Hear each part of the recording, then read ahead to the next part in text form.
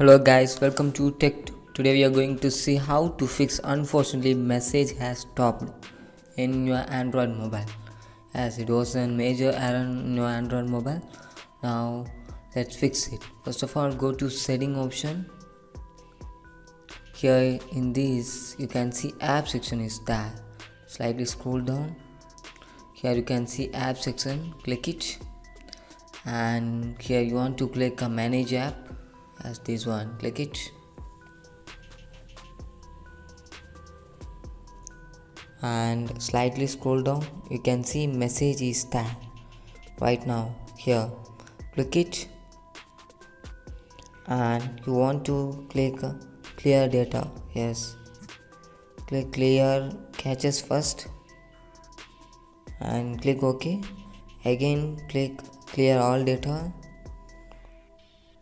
Once again click OK. Yes, now all data is clear right now. Now go back and slightly scroll up. Here you can see about phone is there. Click it, and storage option is there. Click this one, and you can see cached data is there, the fourth option. Click cached data and click clear cached data right now. Yes, clear data is there, cached data. Click it and once again click OK, and now go back. So this is how to